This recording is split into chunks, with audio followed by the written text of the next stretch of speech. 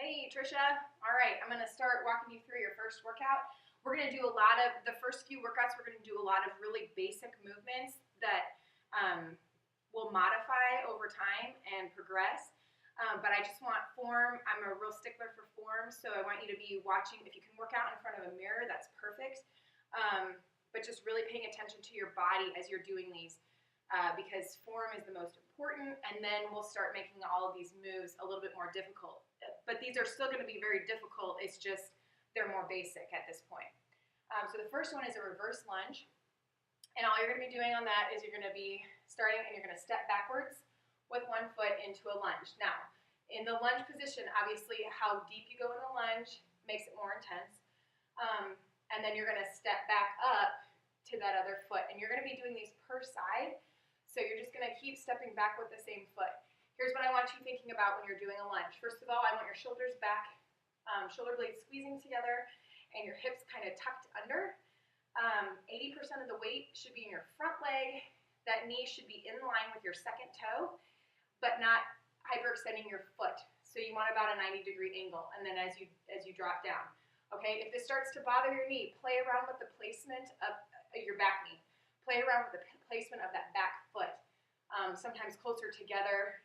Take some of that pressure off that knee versus stepping out back pretty far. All right.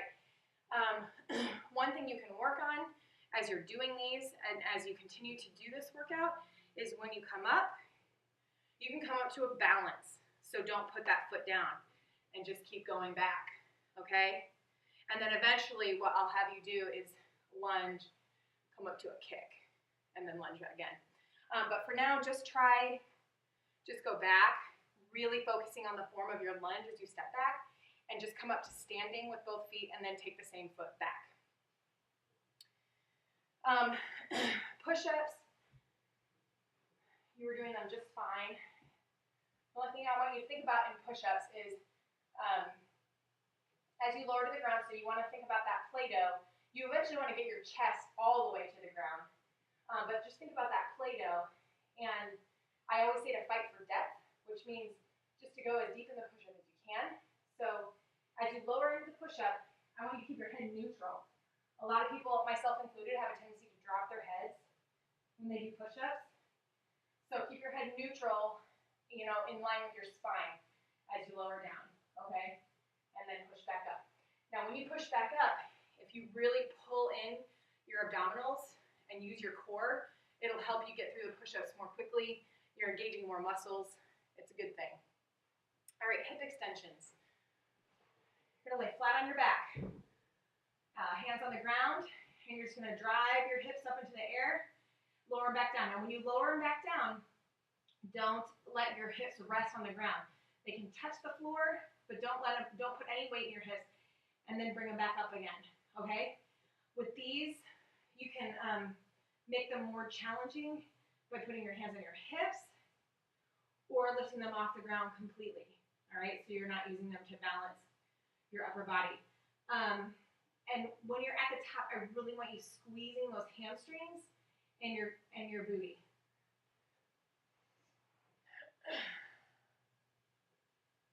Okay, step up to balance. So this one you're just going to use your stool.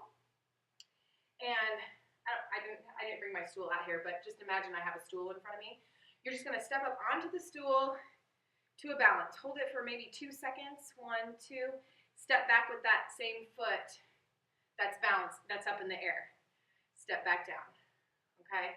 Step up, hold that, step back down, all right? And you're going to do that on each side. So you're going to continue stepping with the same foot and then stepping back down. Now, as you lower back down off of the step, kind of lunge a little bit into that and then step down. Okay, so you're not putting much weight until your toe touches the ground on that back foot. Mountain climbers, I'm sure you've done these sometime in your life. They're super fun. Not really. They're challenging. Okay, so you're just doing this. Okay, now here's what you're fighting for. You want to try and keep your hips as low as possible. Obviously, you're going to have to raise them just with your feet. All right, so let me show you some modifications.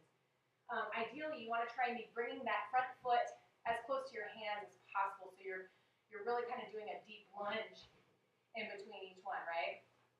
But to modify these, you can not bring your feet forward as far, okay? You can raise your hips because 45 seconds is a long time. You can also walk them forward, all right? Just alternate. Walk them forward, bring them back. The idea is to have your core engaged during mountain climbers. So if you find yourself your lower back hurting or anything, it's probably because you're getting tired. So do one of the modifications. If at any point during a workout your lower back hurts, you need to stop and modify it, because your lower back should never hurt during any of the exercises that I'm going to give you. And then just talk to me and tell me what you were doing, and I'll help you figure it out. All right, squats. You're going to see a lot of squats during our workouts. So for the squat, you want your feet about shoulder width apart. And I usually put my hands in a prayer. The hardest thing for me is to keep my toes forward, okay? So you'll probably feel a little pigeon-toed at first because most people turn their feet out.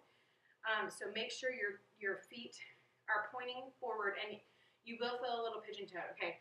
Then you're gonna squat. Now to squat, you're gonna sit back. I physically lift my toes off the ground because then I know that all the weight is in my heels. And from the front, you just wanna watch that your knees aren't going in or out, okay? And also that your feet aren't going out. All right, so you want your knees forward in line with your second toes, okay? From the side, you're sitting back. Now, obviously, you're gonna have to lean forward a little bit, but what I don't want is this, okay? So my shoulders are lower than my hips. Gotta have those hips back, and you wanna be standing up as much as you can. All right, this is really gonna burn through your quadriceps here. Then the squat pulse. Actually, I'm not gonna. Sorry, squat press, not squat pulse. Squat press. Squat press, you can use weights or you don't have to. At first, you may want to just get the hang of it first without weights, but all you're doing on a squat press is a squat. From the bottom of the squat, you're going to drive power up, and your palms will be facing forward. This is what my hands look like at the top. What you want to watch for here is that you're not raising your shoulders as you lift your arms. Okay, keep your shoulders down. So what I mean from driving from the bottom is if you need to rest in between squats, the resting point should be after you press up. Here, you can rest and do it again. I want all the power coming from the very bottom of the squat, drive those arms up, okay? That's why I say you may want to start without weights and then just add weights the second round you do it. Burpees, okay, so burpees, you've probably done these before too. You just squat down, jump back into a plank position or a push-up position, jump back in, and stand up. All right, if you need to modify these, you squat down and you step out. And you step back in. All right? Lateral lunges. Okay, so lateral lunges are just side to the side. That's what it means, lateral. You're going to step out. The foot that steps out is going to bend. This leg is going to stay straight, and it actually kind of stretches right here. It feels really nice. And you're going to come back in.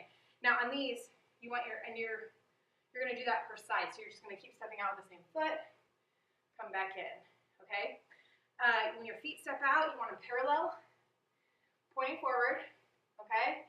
And then you're going to sit back kind of like in a squat. So you're going to drop your hips back, come back up. To make this more challenging, you can come back up to a balance. So go out, come back up to a balance. Step out, come back up to a balance. Okay? Plank. I'm sure you've done planks before. You can do it on your elbows and your toes. Okay? Back's nice and flat.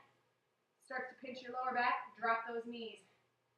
Don't put your booty in the air. Just drop your knees and you're still engaging your core. Okay? Side plank is on your elbow. You want your hips, knees, ankles stacked. You're gonna press up. You're gonna really feel it here in your side, and you just hold it. You can also drop that bottom knee. Again, don't raise your hips up, just drop that knee and your core will still be engaged. Put your hand on the floor, hips are up in the air. And then tabletop, just gonna hold. You just press up, squeeze that booty, squeeze those hamstrings, suck in the lower abs towards your spine so that you have a nice flat tabletop. And you're just gonna hold it. All right? Good luck and have fun.